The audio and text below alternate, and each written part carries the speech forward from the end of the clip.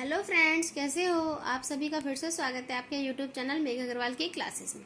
चलो, आज का जो हमारा टॉपिक है वो है कारक और उनके हम प्रयोग बताएंगे कैसे कैसे हम कारक को यूज करते हैं। आपने पढ़े हैं कारक तो कर्ता ने कर्म को करण से संप्रदान के लिए, पदान से संबंध कारक के अधिकरण में पर संबोधन हे अरे। ठीक है, तो आज हम ये डिटेल से पढ़ेंगे कारक में। आज नेक्स्ट हमारा टॉपिक है हिंदी ग्रामर का। ठीक है, इससे वाले टॉपिक में आपको बता चुकी हूँ, वचन करा चुकी हूँ, शब्द रूप करा चुकी हूँ, जो हम स्टेप बाय स्टेप अपनी हिंदी ग्रामर को पूरा कंप्लीट कर रहे हैं। ठीक है, जो आपके सारे कॉम्पिटिटिव एग्जाम्स में बिल्कुल कंफर्म मार्क्स के साथ, बिल्कुल आप बस समझते जाइए, इसको रटिएगा, कुछ भी नहीं है आपको। ठीक है ना, तो प्लीज वीडियो लाइक शुरू करने से पहले लाइक शेयर सब्सक्राइब करें ताकि और भी इसको पढ़ पाए। ठीक है ना, और मुझे पता चले कि आपको समझ में आ रहा है।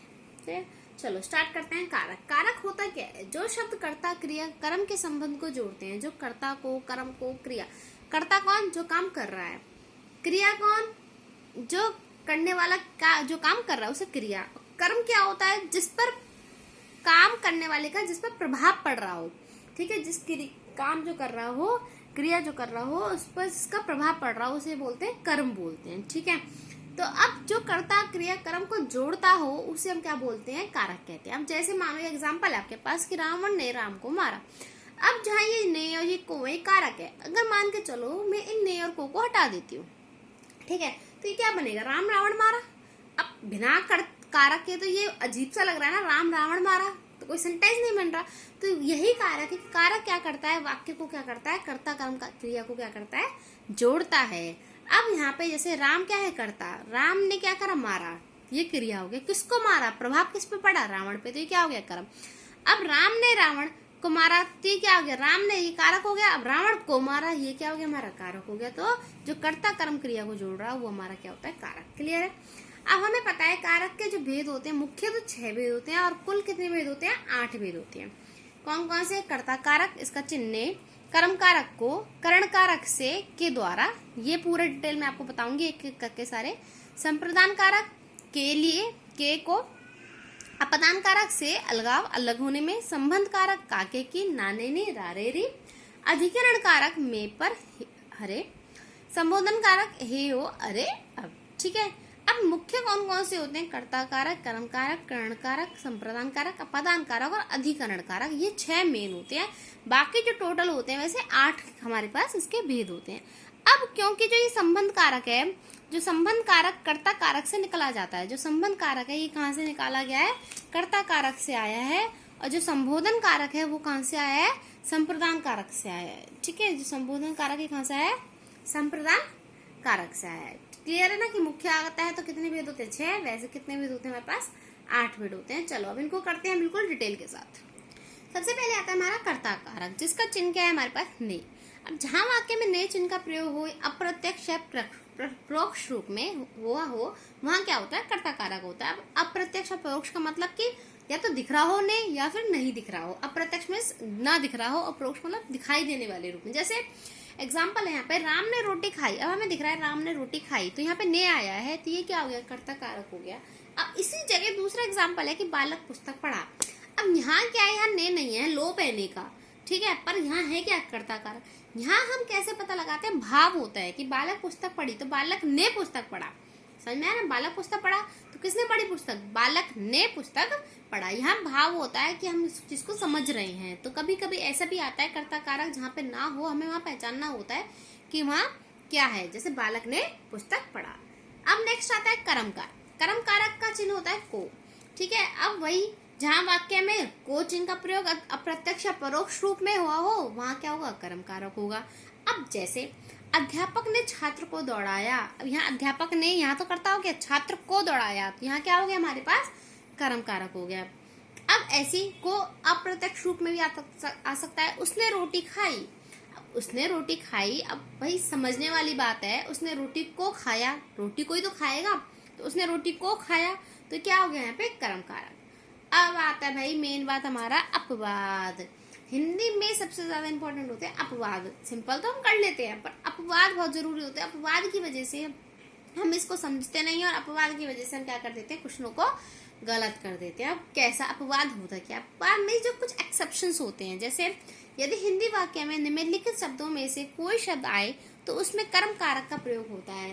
कोई भी शब्द आ जाए, जो मैं भी बताऊंगी ये वाले शब्द, इनमें से अगर कोई भी आ जाए तो हमेशा कर्म कारक होगा, चाहे उसके संग चिन्ह किसी का भी हो, चाहे करण का हो, चाहे अधिकरण का हो, चाहे संप्रदान का हो, बट वो हमेशा, अगर ये शब्द आ गए तुम्हारे पास तो हमेशा कर्म कारक होगा। कर्ता कारक का कोई भी अपवाद नहीं होता, ये कर्म कारक अपवाद है, ठीक है ना। अब कौन कौन सा? दूध, दूध देना मतलब दूध निकलना, याच मतलब मांगना, पक मतलब पकाना, दंड मतलब दंडित करना, ची मतलब चुनना चेतन पदार्थों के साथ, भ्रू मतलब बोलना, नी मतलब ले जाना, चुराना, बुलाना, सुलाना, कोसना, पुकारना, जमाना, भगाना आदि, ठीक है। परिता मतलब सर्वथा चारों ओर, गत्यार्थ जोग्य मतलब जाने के अर्थ में। अगर ये कहीं भी आपको शब्द मिल जाए तो हमेशा ध्यान रखना कि हमेशा कर्म कारक होगा। आंख बंद करके कह देना कि हमारे पास ये कर्म कारक है।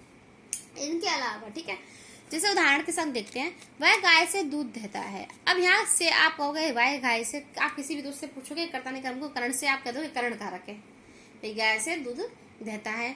अरे भाई नहीं है ये करण कारक नहीं है। ये मैंने अभी आपको बताया, दूध देना, मांगना, पकाना, दंडित करना, ये सब किस में आते हैं? आंख बंद करके आप कह देना कर्म कारक है।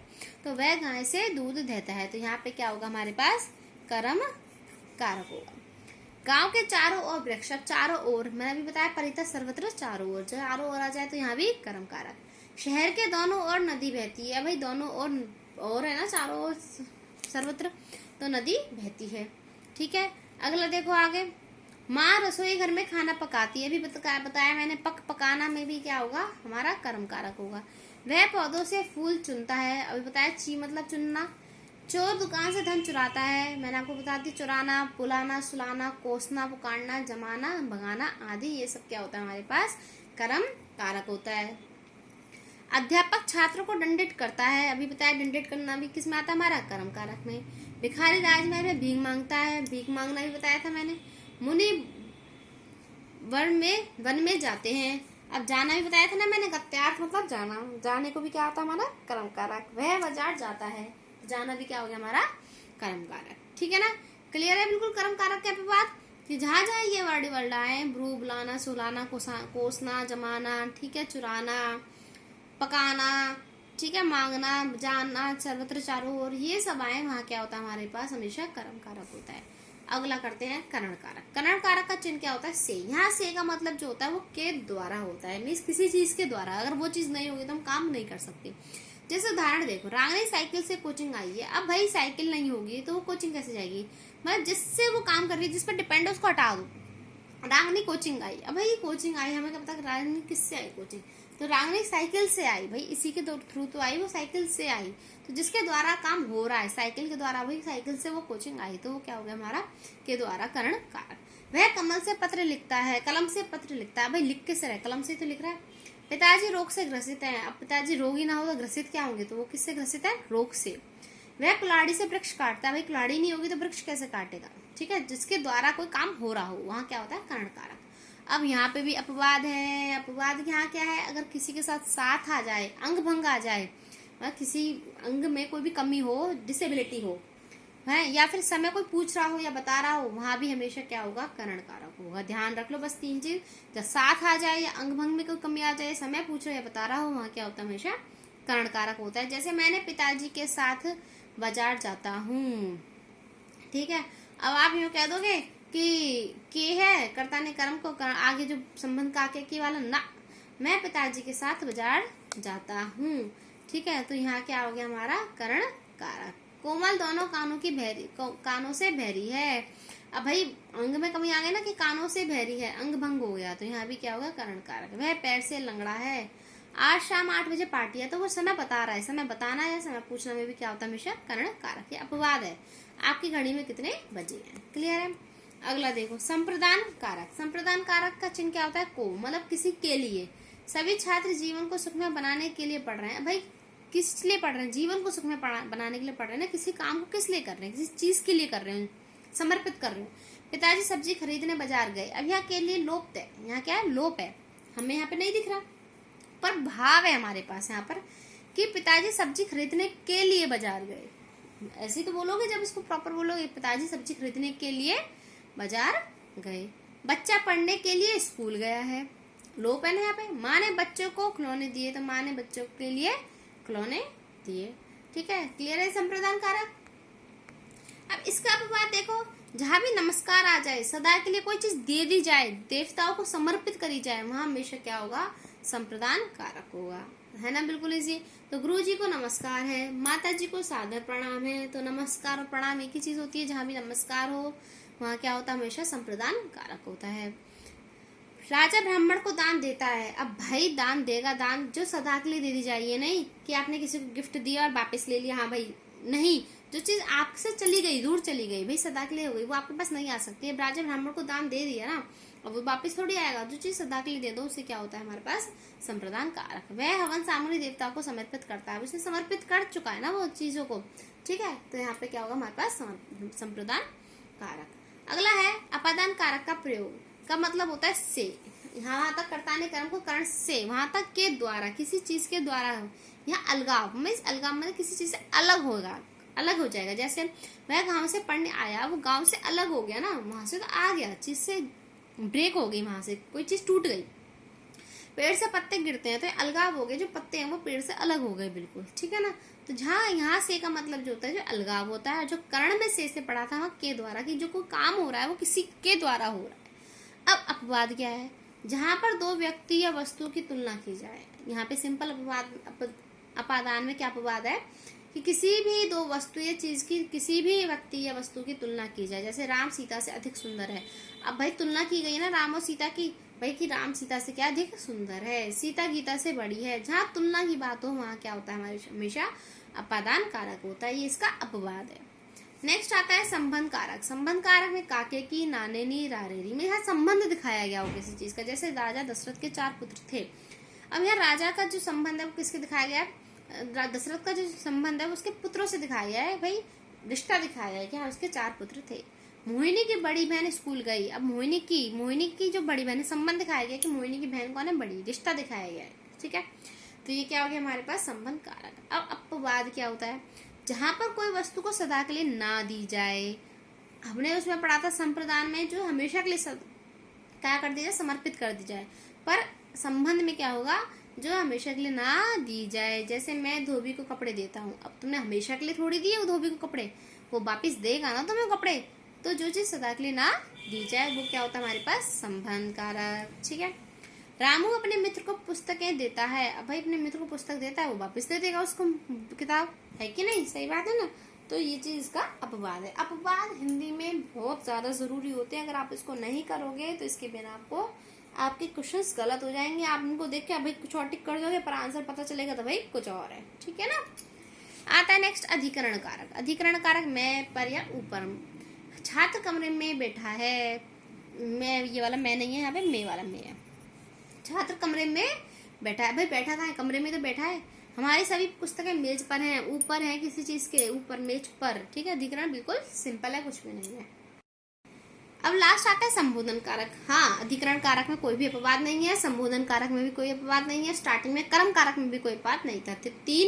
8 में से 3 में कोई भी अपवाद नहीं है, बच्चे 5 में अपवाद है, जो मैं आपको बिल्कुल बता चुकी हूँ डिटेल के साथ, ठीक है। संबोधन कारक हे हो, अरे अब हे तुम क्या कर रहे हो, अबे वह कहाँ गया, अरे राधा भाग गई, ठीक है। तो ये हमारा है संबोधन कारक। अब कारक आपको कभी दिक्कत नहीं होगी, बस सबसे इम्पोर्टेंट चीज होती है हिंदी में अपवाद को करना। या तो आप सिंपल कर लोगे तो आपको पता है ट्रिक, कर्ता ने कर्म को कर्ण से, संप्रदान के लिए अपदान से, अधिकरण में पर संबोधन है, अरे बट अपवाद बहुत जरूरी है। अपवाद भी बिल्कुल सिंपल है, उसमें रटना नहीं है, बस मैंने आपको समझा दिया, ठीक है। आप उसको अपवाद को अलग से नोट डाउन कर लो, ताकि आपको कहीं भी कॉम्पिटिशन एग्जाम में करो तो फटाफट रिवाइज हो जाए, ठीक है। तो अब इस वीडियो को प्लीज लाइक शेयर सब्सक्राइब करें, और आगे मैं आपको नेक्स्ट क्लास में इसकी प्रैक्टिस सेट कराऊंगी, शब्द रूप के, पुल्लिंग के, पुल्लिंग और स्त्रीलिंग के, वचन के और कारक के, जो मैं आपको टॉपिक कवर करा चुकी हूँ। प्लीज उनको पढ़ के रखना, ताकि मैं आपको प्रैक्टिस सेट करा सकूं, तो आपको जल्दी जल्दी आंसर्स आते रहे। MCQs मैं आपको कराऊंगी, ठीक है। Okay, please like share subscribe करें, थैंक यू।